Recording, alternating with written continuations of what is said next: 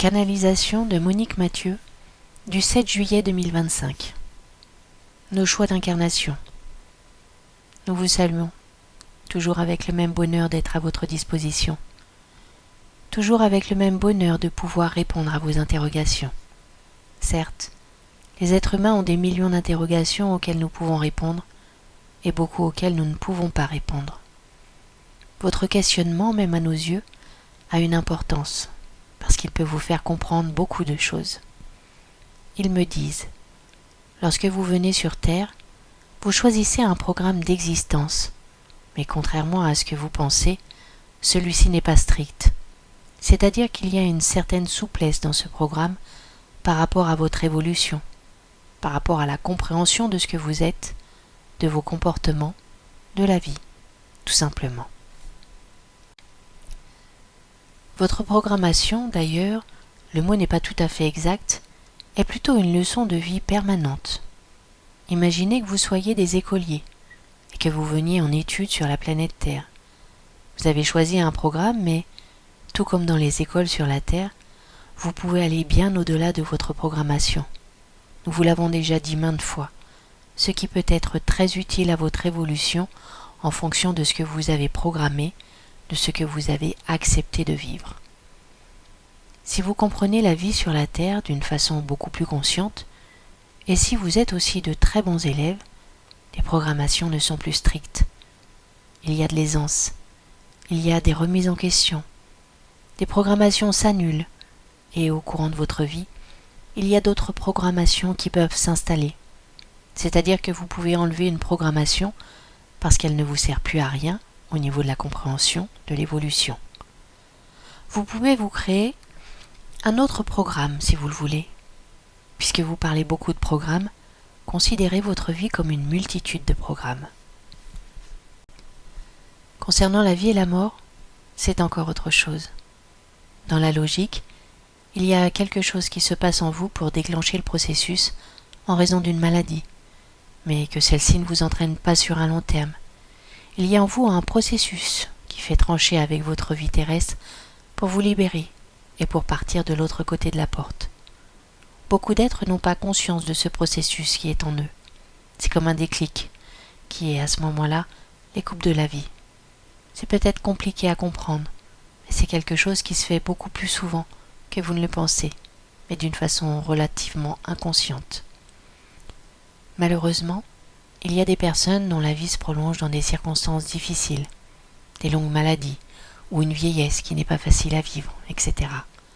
Souvent, au niveau de l'inconscient, elles sont encore très attachées à leurs proches, et elles empêchent le processus de libération de s'accomplir. Donc elles continuent jusqu'à ce que le processus de libération s'accomplisse, mais sans qu'elles le souhaitent. Le paradoxe, c'est qu'arrivé à un moment où l'âge est là, les êtres ont envie de partir, et ils ont quand même un attachement, souvent pour leurs proches, leur maison, leur famille, et la vie qu'ils ont eue sur la planète Terre.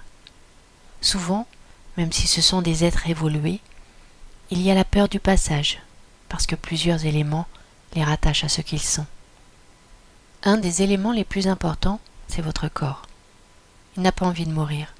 Il est une entité réelle. Comme nous vous l'avons maintes fois dit, vous ne connaissez pas votre corps, vous ne connaissez pas sa force, sa puissance, et tout ce qui vous permet de vivre et d'expérimenter.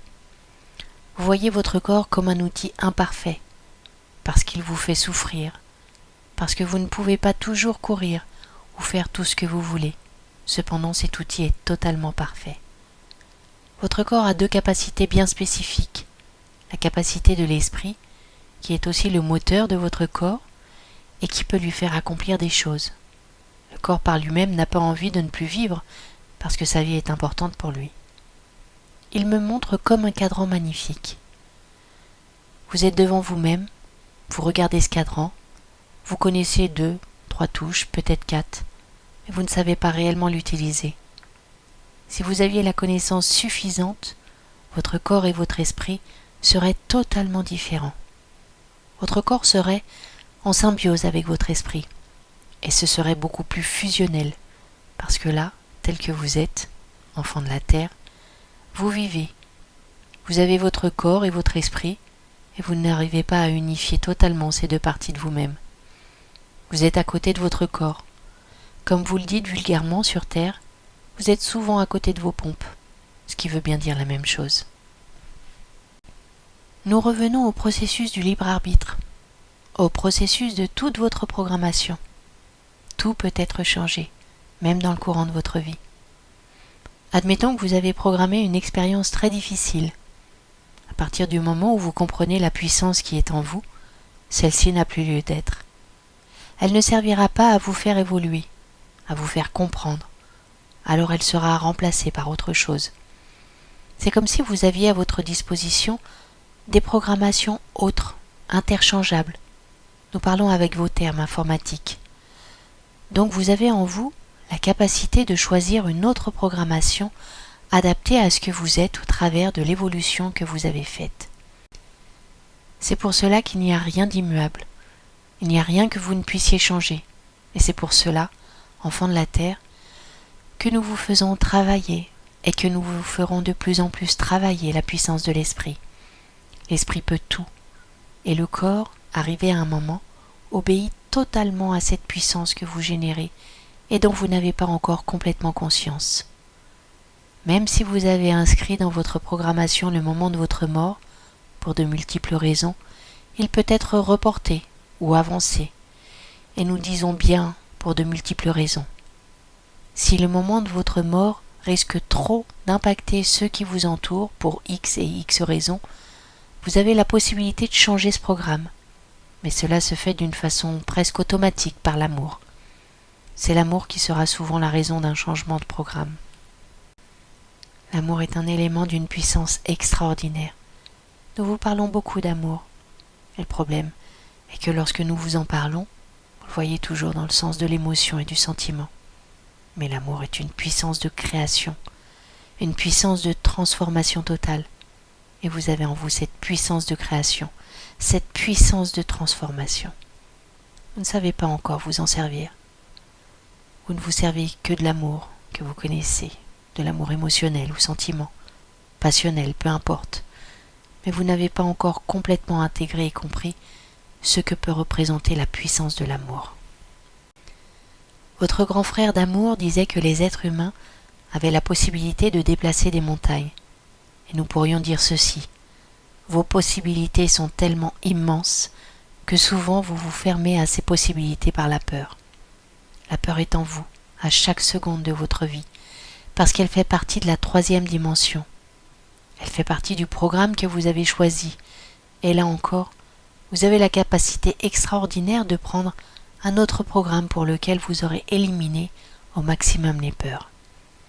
Donc tout cela ne dépend que de vous, de la conscience que vous avez de vous-même, la conscience que vous avez de votre pouvoir intérieur.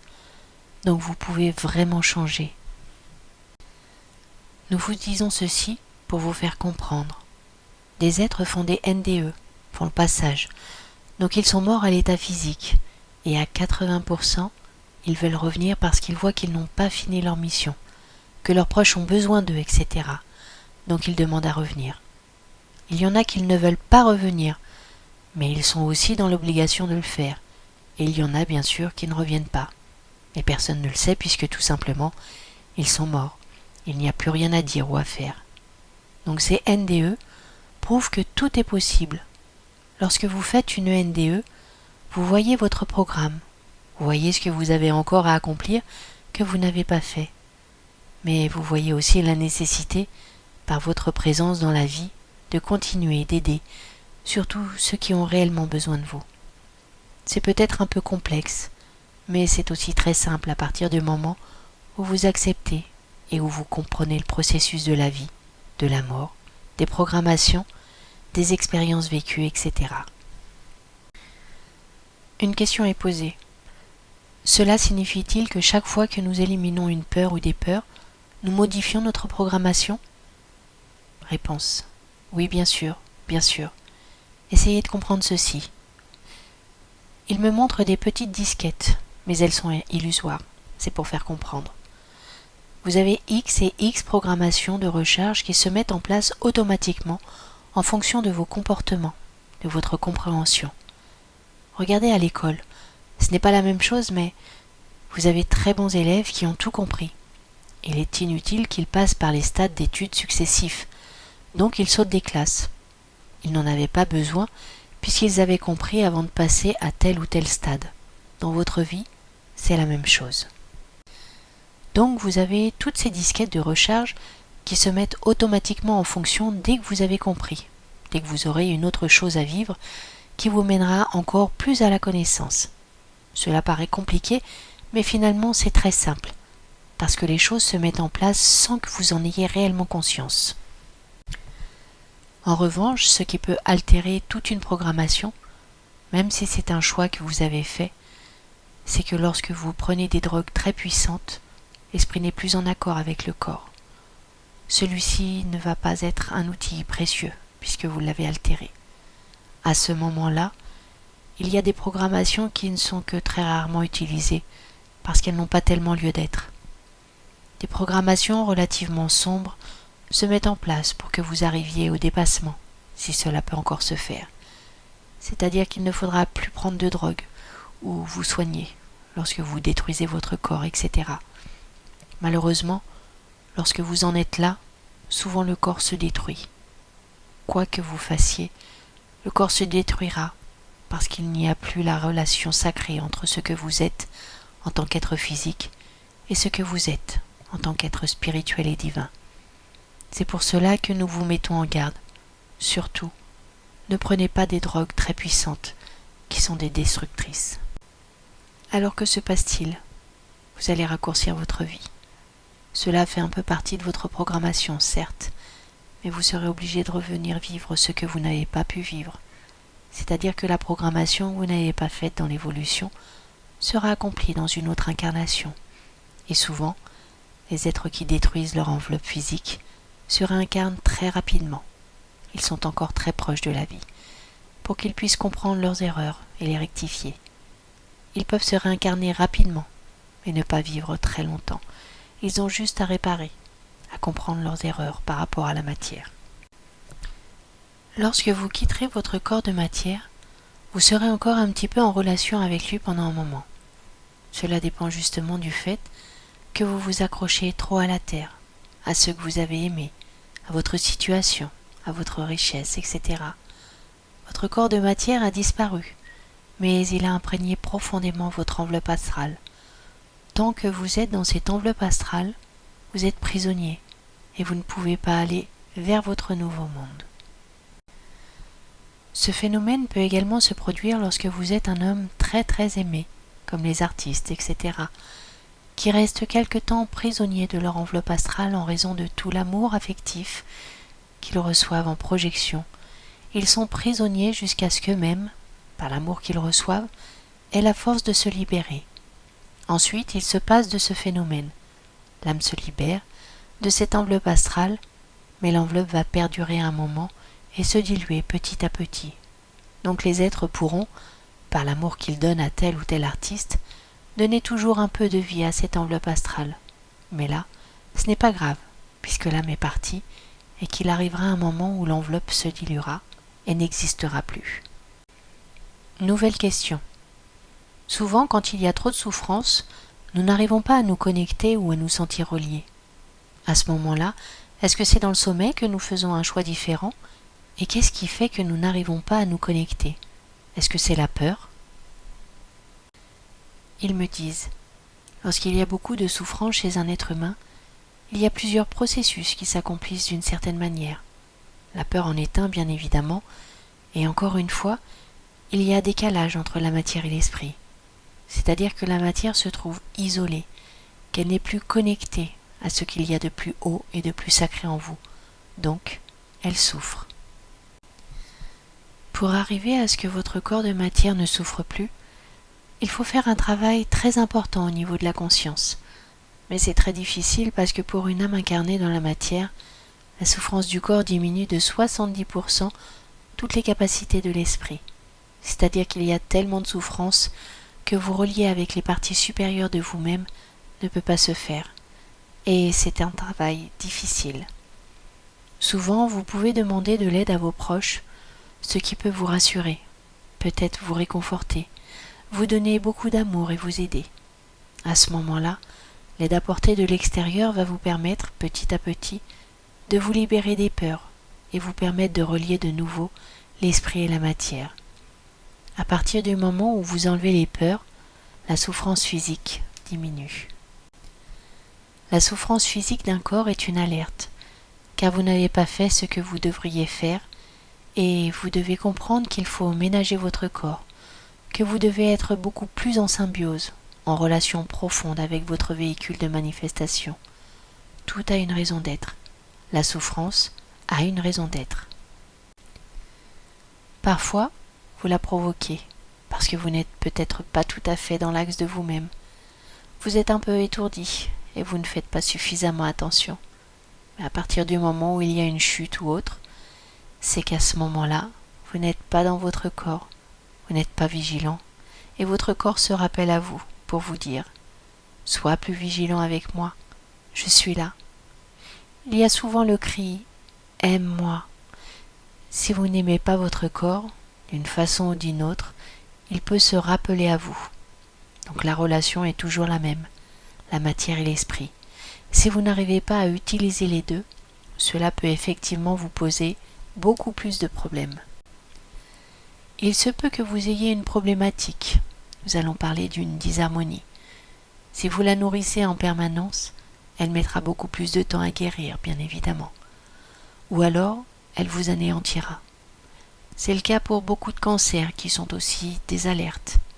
C'est pour vous faire comprendre que vous devez changer de direction, de comportement, que vous devez déculpabiliser, parce que le cancer est aussi la maladie de la culpabilisation, des chocs émotionnels, etc. À partir du moment où vous comprenez tout cela, vous vous libérez des espaces neutres, où la peur n'est plus là.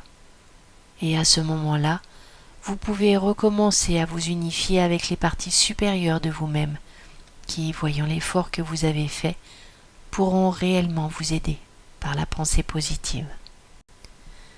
Beaucoup de choses s'accomplissent dans l'inconscient, mais beaucoup de choses peuvent aussi s'accomplir dans le conscient. Quand vous travaillez sur vos disharmonies, c'est dans votre conscient que cela se passe, celui-ci étant lié à votre inconscient.